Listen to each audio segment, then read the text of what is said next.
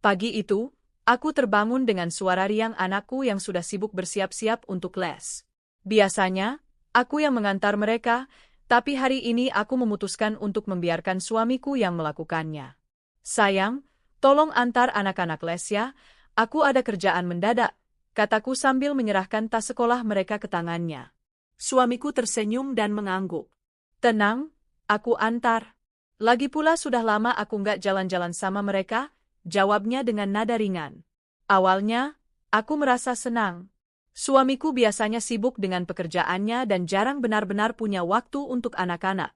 Kalau dia bersikap semangat seperti ini, tentu saja aku mengapresiasi. Namun, ada satu hal yang membuat hatiku sedikit tergelitik. Kenapa suamiku terlihat sangat antusias dan ceria ketika harus mengantar anak-anak les? Biasanya, dia cenderung datar atau bahkan mengeluh kalau disuruh antar jemput. Hari-hari berlalu dengan rutinitas yang sama, dan aku mulai merasakan sesuatu yang aneh. Suamiku mendadak sering menghilang dan berkata harus dinas luar kota selama 3 hari. Aku harus pergi dinas luar kota selama 3 hari, kamu urus anak-anak ya, katanya saat malam sebelum keberangkatan. Aku mengangguk dan tanpa curiga aku membalas, hati-hati ya, sayang. Namun, yang membuat aku bertanya-tanya adalah jawaban guru les anakku. Ketika aku menghubungi guru les untuk menanyakan jadwal les selama 3 hari itu, dia bilang kalau les anak-anak libur selama 3 hari. Aku terdiam.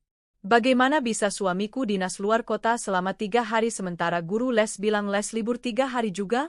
Pikirku dalam hati. Aku mencoba mencari tahu lebih jauh, tapi tetap berusaha untuk tidak mencampuri urusan suamiku secara terbuka agar tidak menimbulkan konflik. Namun, rasa penasaran yang semakin menjadi membuatku mulai membuka WhatsApp suamiku diam-diam. Saat membuka WhatsApp, aku menemukan beberapa chat dengan guru les anakku yang ternyata cukup intens. Mereka berbicara tentang hal-hal yang tampak biasa, tapi ada kalanya ada pesan-pesan yang menunjukkan keakraban lebih dari sekadar hubungan guru dan suami murid.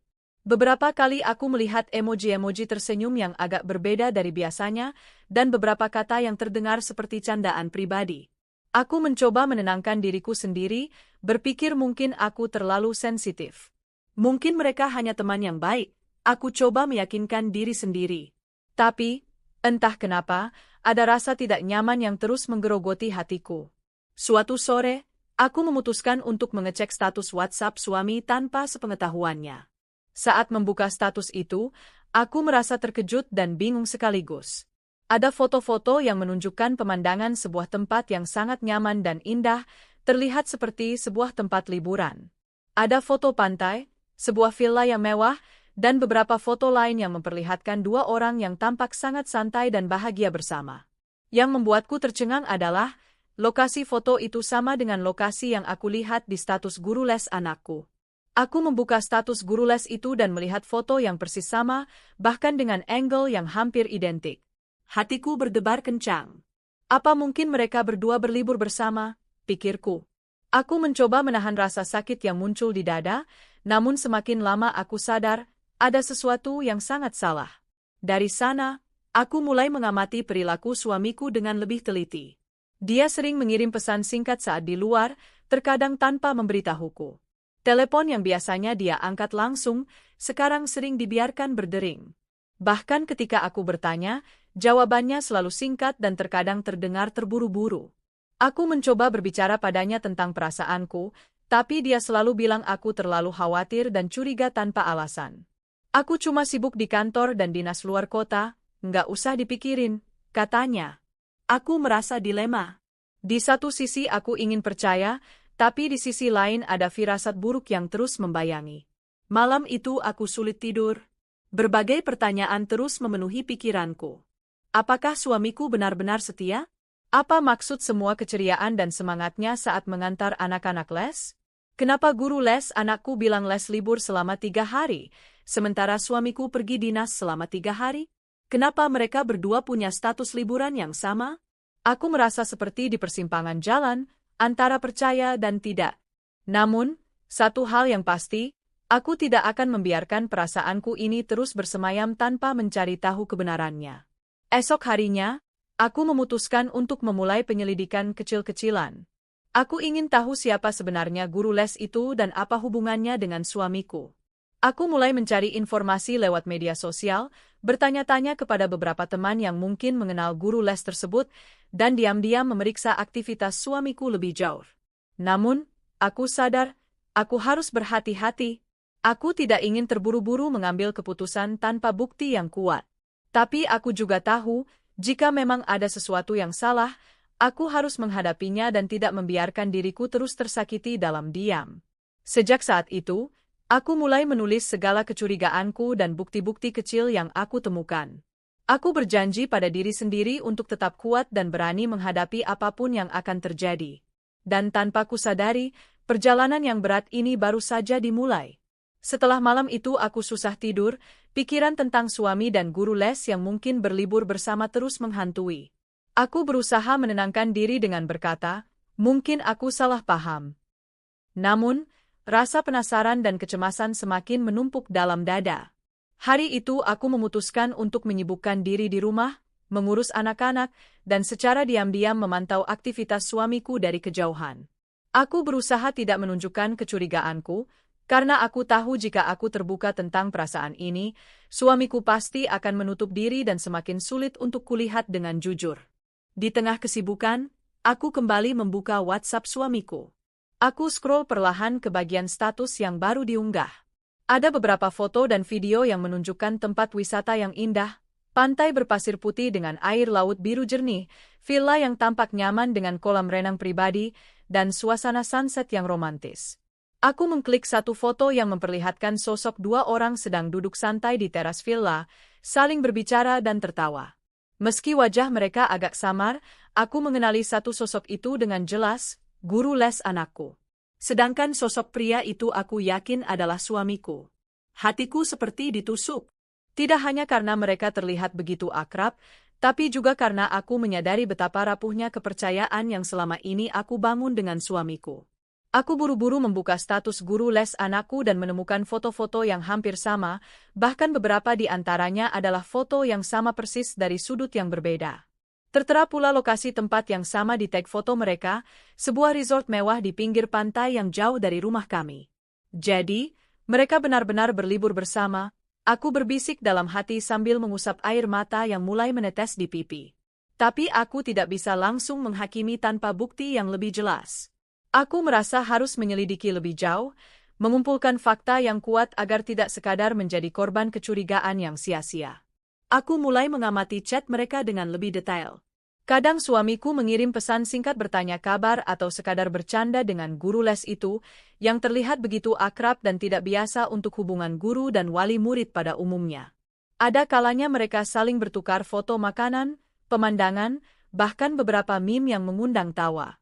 Aku juga melihat ada beberapa pesan yang dihapus, dan itu menambah kecurigaanku semakin menjadi-jadi. Aku mulai mencari tahu siapa guru les itu sebenarnya. Melalui akun media sosialnya, aku menemukan informasi bahwa dia adalah seorang wanita muda yang baru menikah sekitar 6 bulan lalu. Aku tertegun.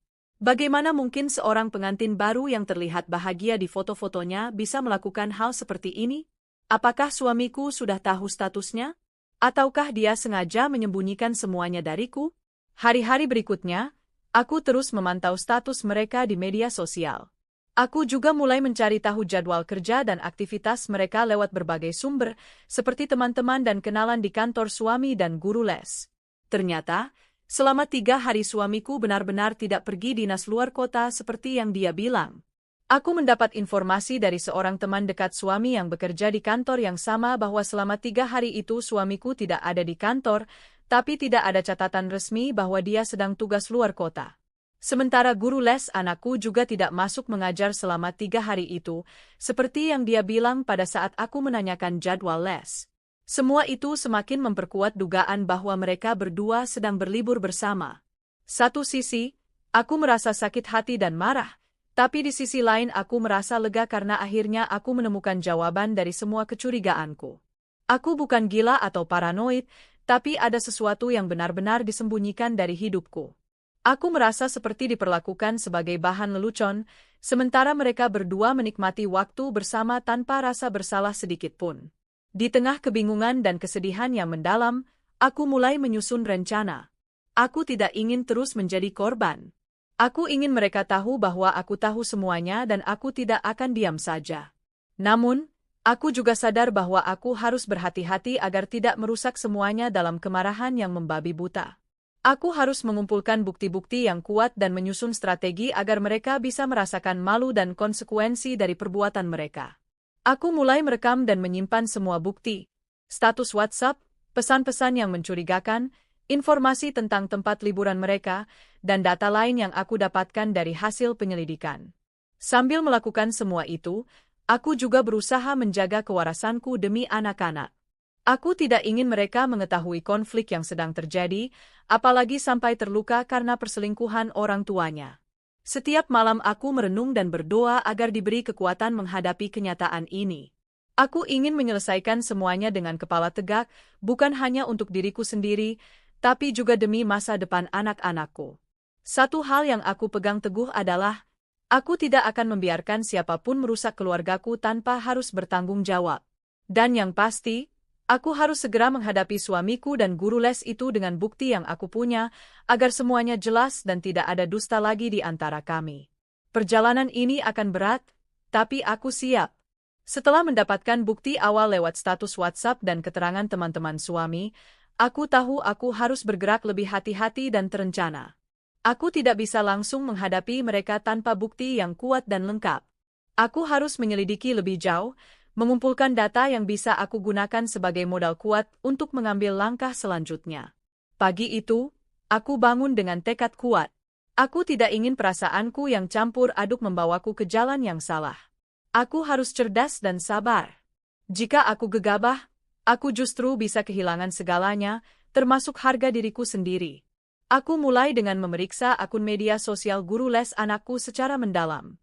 Aku menemukan bahwa dia sangat aktif mengunggah foto-foto kehidupannya, mulai dari momen bersama suaminya, teman-teman, hingga berbagai aktivitas keseharian.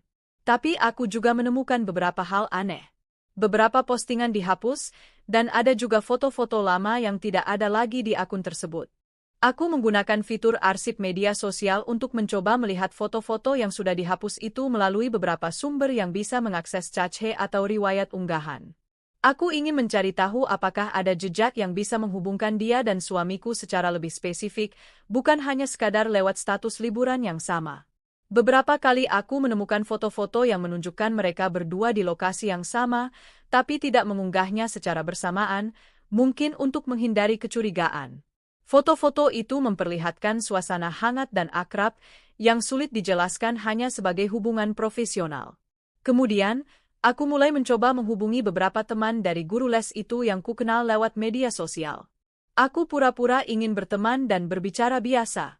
Dari beberapa obrolan ringan itu, aku mendapat informasi kalau guru les itu memang sempat mengambil cuti selama 3 hari di waktu yang bersamaan dengan dinas luar kota suamiku yang katanya. Aku juga menyelidiki jadwal kerja guru les itu secara resmi lewat kontak yang aku punya di sekolah tempat dia mengajar. Aku tidak ingin terlihat terlalu terang-terangan, jadi aku menyamar sebagai orang tua murid lain yang ingin menanyakan jadwal libur guru tersebut. Semua informasi itu memperkuat dugaanku. Mereka berdua berbohong selama ini. Selain itu, aku mengamati pesan-pesan yang masuk ke ponsel suamiku saat dia tidak ada di rumah. Aku tidak membuka pesan pribadi, karena aku tidak ingin jadi wanita yang suka mengintip tanpa alasan, tapi aku perhatikan pola waktu dan nada notifikasi. Seringkali, ponselnya bergetar di waktu yang aneh, dan dia selalu buru-buru merespons. Aku mulai menyadari ada pola, pesan itu selalu datang saat dia seharusnya sedang dinas di luar kota. Aku juga diam-diam memasang aplikasi pelacak di ponsel anakku yang dia bawa setiap kali les. Dari aplikasi itu aku bisa melihat lokasi anakku dan pergerakan suamiku. Aku ingin tahu apakah mereka benar-benar berada di tempat yang berbeda seperti yang dikatakan suamiku, atau mereka memang berbarengan di lokasi yang sama. Hari itu aku menyadari sesuatu yang menyakitkan. Suamiku tidak pernah benar-benar pergi dinas. Dia selalu bersama guru les anakku, dan mereka menikmati waktu berdua di tempat yang sama, sebuah tempat yang jauh dari jangkauan rumah kami dan anak-anak. Aku tidak bisa menahan air mataku saat melihat koordinat lokasi yang menunjukkan mereka di sebuah villa mewah di tepi pantai. Itu adalah tempat yang pernah kulihat di status WhatsApp mereka sebelumnya. Saat malam tiba, aku duduk di ruang tamu, menatap layar ponsel yang penuh dengan bukti-bukti perselingkuhan mereka. Hatiku bergetar antara sakit dan marah, tapi aku tetap berusaha tenang. Aku tahu aku harus mengumpulkan semua bukti ini agar aku bisa mengambil keputusan dengan kepala dingin. Aku mulai membuat daftar bukti, mulai dari foto, chat, lokasi, hingga keterangan teman-teman yang kupercayai. Aku ingin semuanya rapi dan jelas agar bisa aku bawa ke pihak yang berwenang nanti. Namun, aku juga mulai berpikir tentang bagaimana menghadapi suamiku. Aku tidak ingin mempermalukannya secara langsung tanpa memberinya kesempatan untuk menjelaskan, tapi aku juga sadar bahwa kesempatan itu mungkin tidak akan pernah dia gunakan dengan jujur. Dalam hati aku bertanya, apakah dia benar-benar mencintaiku dan anak-anak? Ataukah selama ini semua cuma pura-pura? Aku mengingat kembali hari-hari bahagia kami dulu, saat kami baru menikah dan masih saling percaya sepenuh hati. Sekarang semuanya hancur seolah-olah menjadi mimpi buruk yang tak berujung. Tapi aku juga sadar bahwa aku harus kuat, bukan hanya untuk diriku sendiri, tapi untuk anak-anakku yang sangat membutuhkan seorang ibu yang tegar. Aku mulai merencanakan langkah selanjutnya, bagaimana caranya agar mereka berdua tahu bahwa aku tahu semuanya.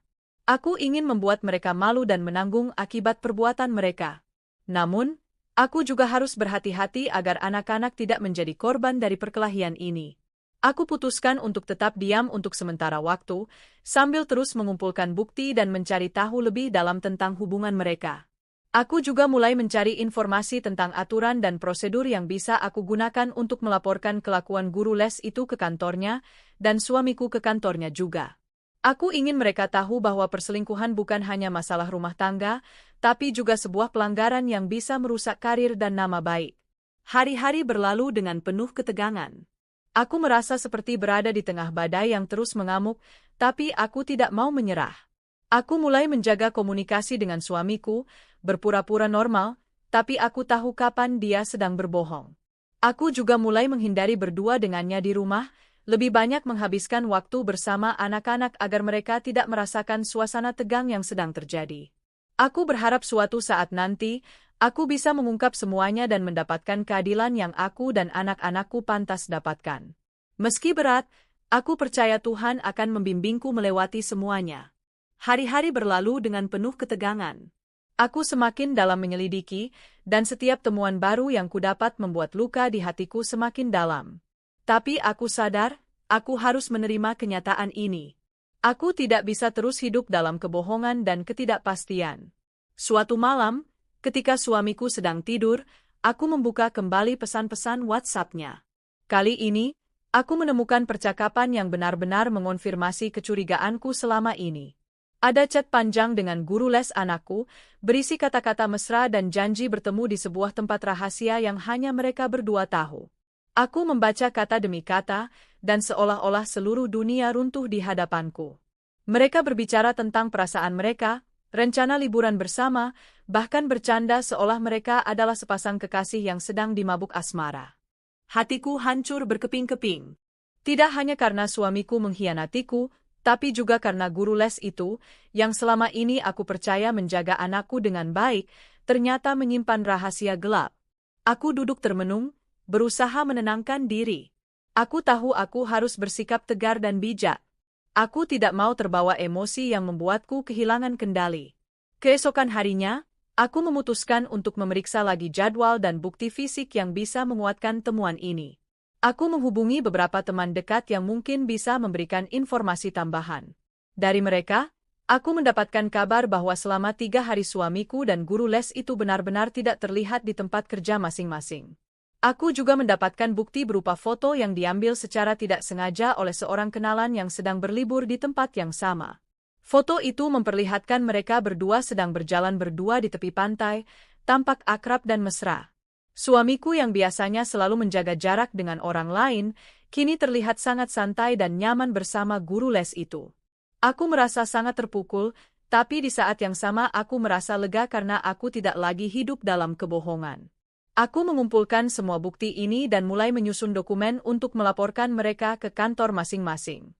Aku ingin mereka tahu bahwa apa yang mereka lakukan tidak bisa dibiarkan begitu saja tanpa konsekuensi.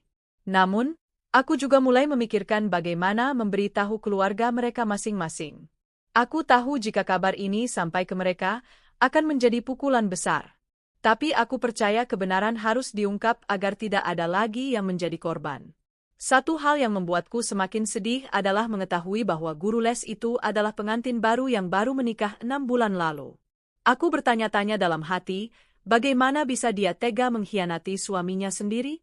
Suamiku juga bukanlah pria yang kukira selama ini. Aku mulai meragukan semua janji dan kata-katanya.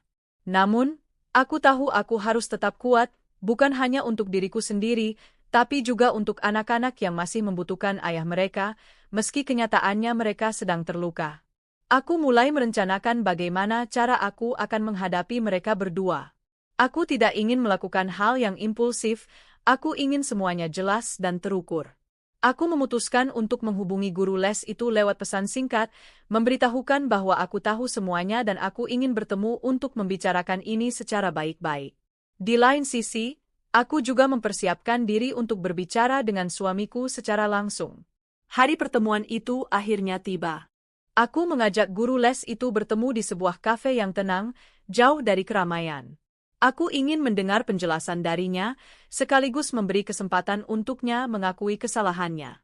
Namun, saat aku bertemu dengannya, dia terlihat dingin dan tidak menunjukkan penyesalan. Dia malah menyalahkan aku, mengatakan bahwa suamiku yang mendekatinya terlebih dahulu. Aku merasa kecewa dan marah, tapi aku berusaha menahan diri.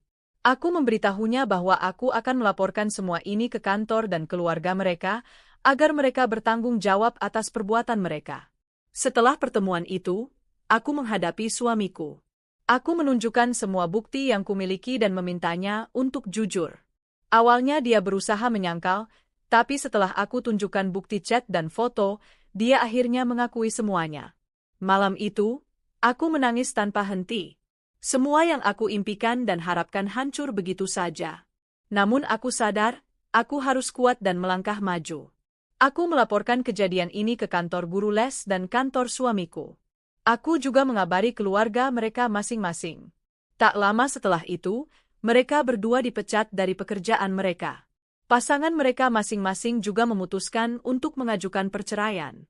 Aku melihat kehancuran yang mereka alami dan merasa lega karena keadilan akhirnya ditegakkan. Meskipun aku terluka, aku tahu aku telah melakukan yang terbaik untuk melindungi diri dan anak-anakku. Setelah konfirmasi pengkhianatan yang memilukan, aku tahu aku tidak bisa hanya diam. Rasa sakit yang kurasakan harus aku ubah menjadi kekuatan untuk mengambil tindakan. Aku bertekad tidak membiarkan mereka berlalu begitu saja tanpa pertanggungjawaban. Aku ingin mereka merasakan malu dan konsekuensi dari perbuatan mereka. Namun, aku juga sadar bahwa aku harus melakukannya dengan cara yang bijaksana dan terencana. Pertama-tama, aku mengumpulkan semua bukti yang telah aku dapatkan. Foto-foto, tangkapan layar chat, bukti lokasi, keterangan saksi, dan semua hal yang mendukung kasusku. Semua aku susun rapi dalam sebuah folder digital, lengkap dengan kronologi kejadian. Aku ingin laporan ini sejelas dan sekuat mungkin, supaya tidak ada celah untuk mereka mengelak. Namun, sebelum melangkah lebih jauh, aku butuh waktu untuk menenangkan diri. Aku tidak ingin keputusan yang aku ambil dipengaruhi oleh emosi semata. Aku menyempatkan diri untuk berbicara dengan seorang konselor psikolog yang aku kenal. Dari situ aku mendapat dukungan dan pandangan yang membantu aku mempersiapkan diri secara mental. Aku juga mulai berdiskusi dengan beberapa teman dekat yang bisa dipercaya.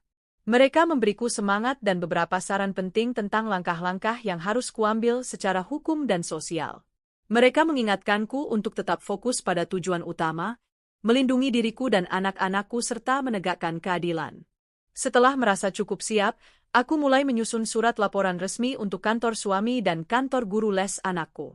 Aku menulis dengan jelas semua temuan dan bukti, serta permintaan agar tindakan tegas diambil sesuai dengan kode etik dan peraturan perusahaan.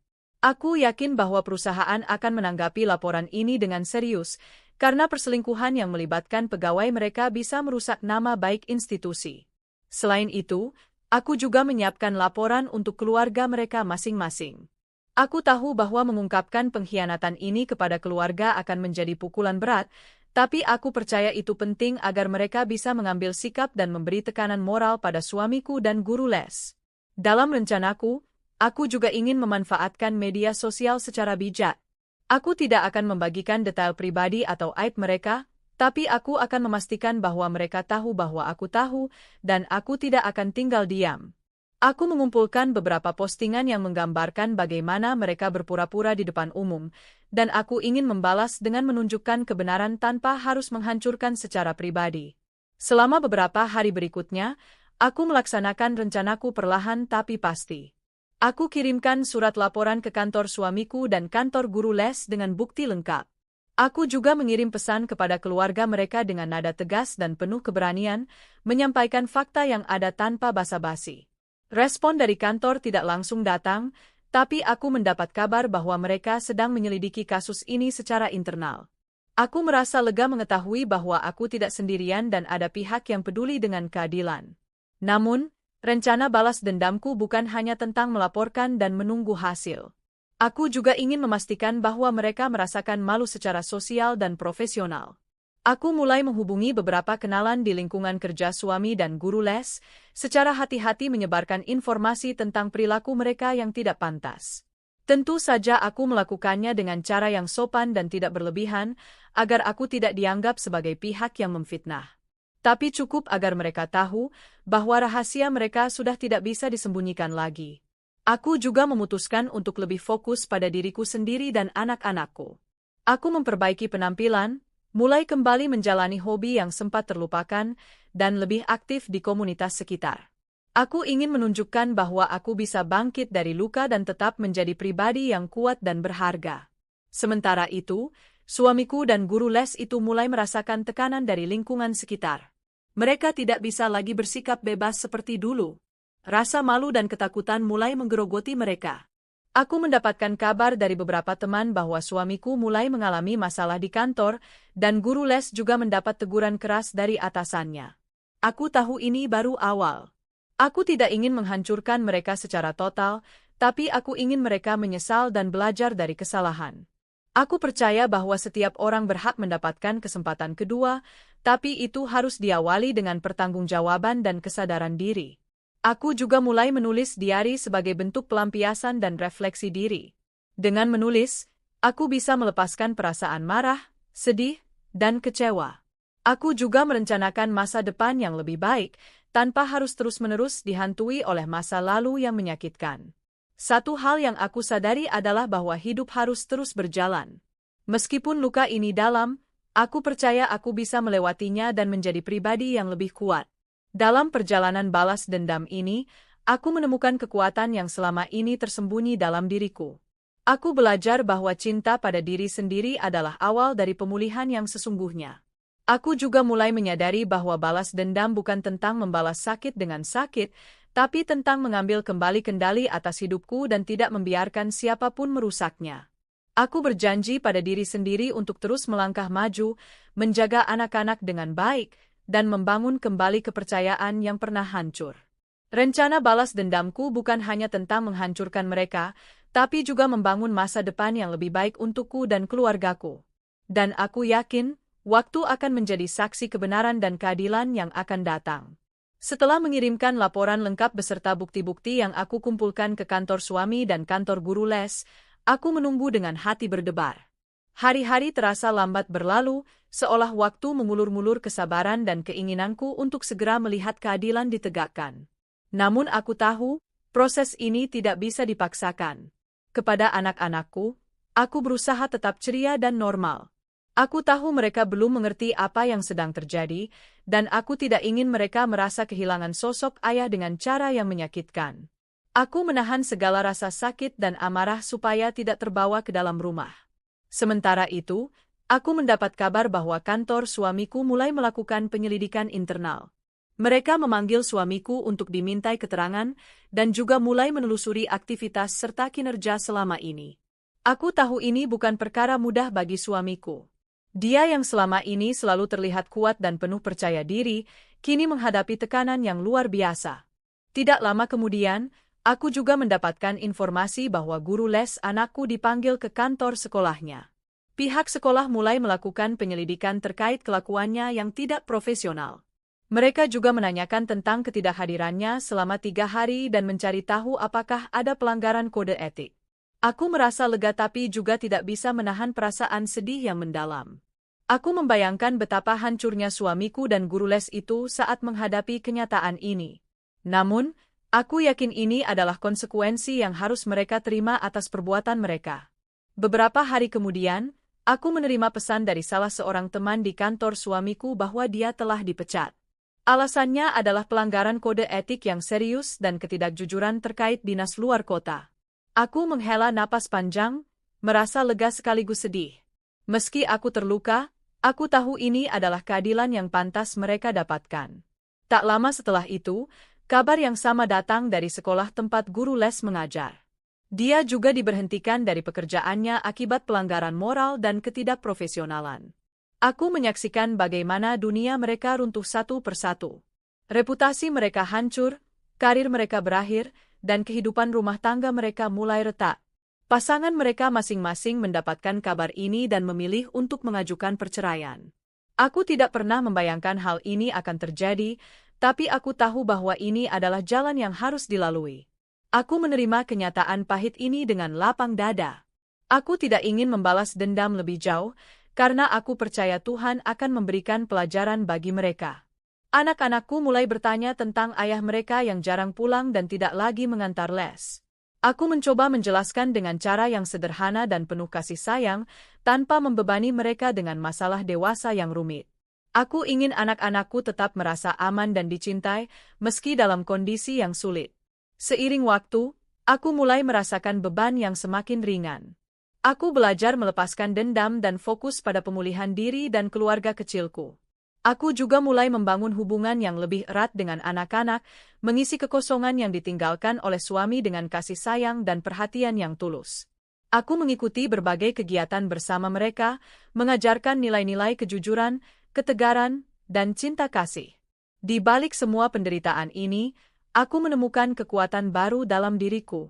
Aku sadar bahwa hidup harus terus berjalan, dan aku harus bisa menjadi teladan bagi anak-anakku. Aku juga mulai membuka diri untuk menerima bantuan dari keluarga dan teman-teman terdekat. Dukungan mereka sangat berarti dalam proses penyembuhan ini. Setelah beberapa bulan, aku bertemu dengan suamiku untuk terakhir kalinya. Pertemuan itu tidak mudah. Kami berdua menangis dan mengakui kesalahan masing-masing. Dia meminta maaf dan aku memaafkannya, bukan untuk kembali bersama, tapi agar aku bisa melangkah maju tanpa beban kebencian. Kami sepakat untuk berpisah secara baik-baik demi kebaikan anak-anak. Beberapa waktu setelah itu, aku menyaksikan bagaimana guru les itu juga menghadapi konsekuensi perceraian dari pasangannya. Mereka berdua kini menjalani hidup yang berbeda, dengan luka dan penyesalan yang dalam. Melihat kehancuran mereka, aku merasa lega karena keadilan akhirnya ditegakkan. Tapi aku juga bersyukur karena aku mampu bangkit dan memulai lembaran baru dalam hidupku. Aku percaya bahwa setiap ujian yang datang dalam hidup memiliki makna dan pelajaran. Dan aku yakin bahwa di balik luka ini, ada kekuatan yang akan membawaku menuju kebahagiaan yang sejati.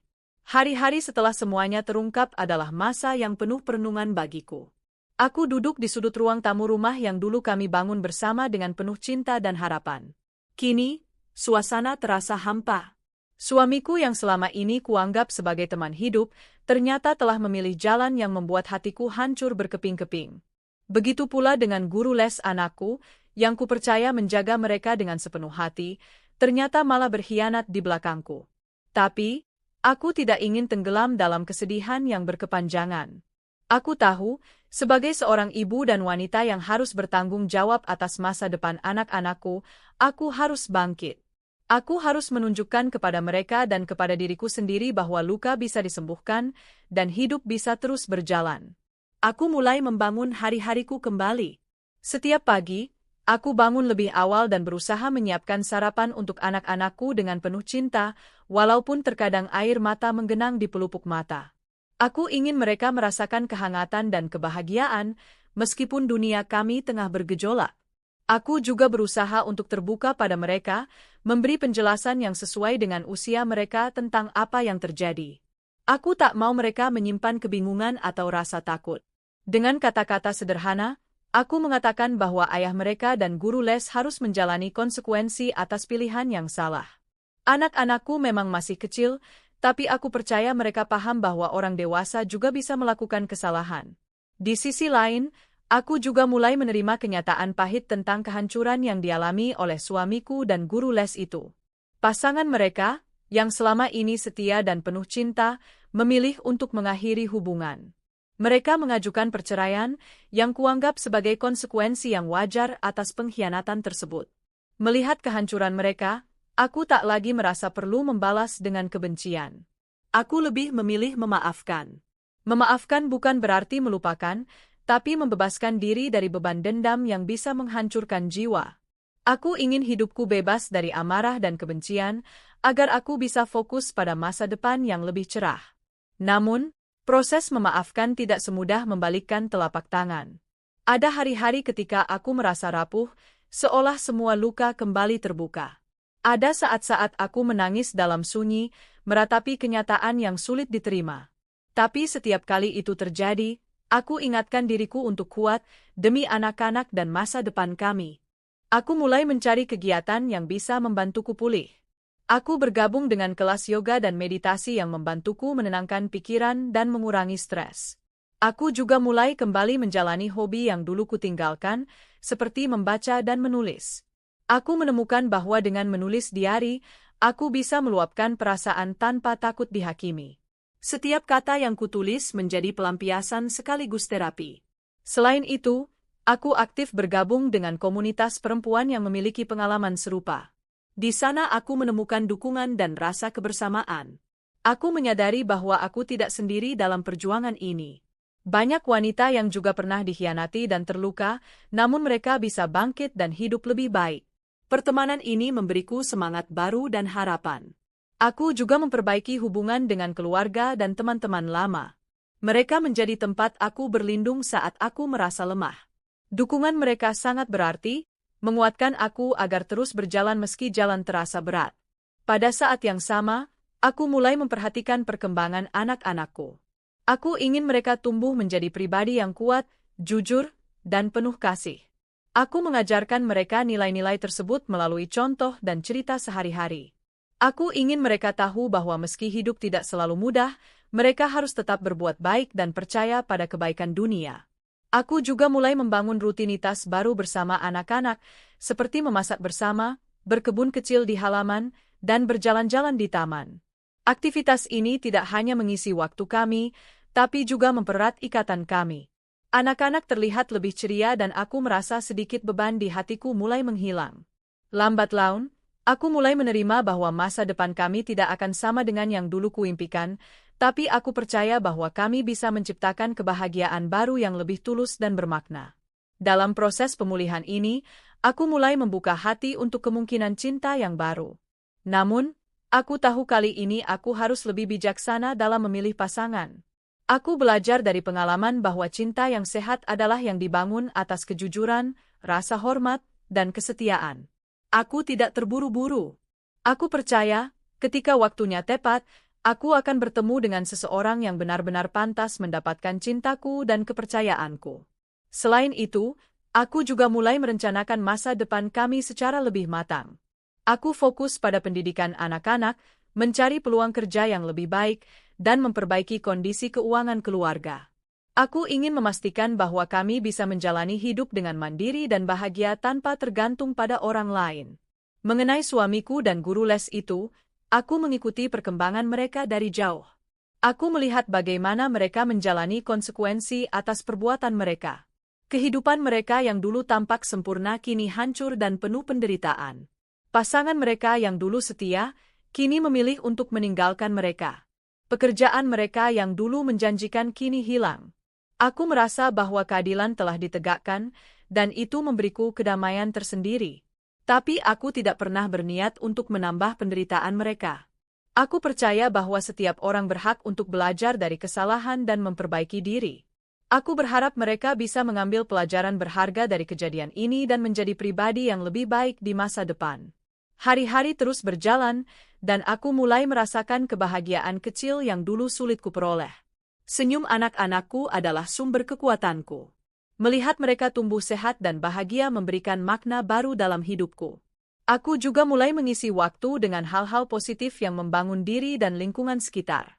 Aku aktif di kegiatan sosial, membantu mereka yang membutuhkan, dan berbagi pengalaman agar bisa menjadi inspirasi bagi orang lain. Proses penyembuhan ini mengajarkanku banyak hal tentang kekuatan, kesabaran, dan arti cinta sejati. Aku belajar bahwa hidup tidak selalu sempurna, tapi dengan tekad dan keikhlasan, kita bisa melewati segala rintangan. Kini aku berdiri lebih kuat dan lebih bijaksana. Aku tahu bahwa masa depan terbuka luas dan penuh peluang. Aku siap menghadapi segala tantangan dengan kepala tegak dan hati yang penuh harapan. Aku yakin bahwa di balik setiap luka, ada kekuatan yang bisa membawa kita menuju kebahagiaan yang sejati. Aku bersyukur atas segala pengalaman yang telah membentukku menjadi pribadi yang lebih baik. Aku percaya bahwa hidup ini adalah perjalanan pembelajaran yang terus berlangsung. Dengan penuh harapan, aku menatap masa depan. Aku tahu bahwa aku tidak sendiri, dan aku siap menyambut kehidupan baru dengan hati yang terbuka.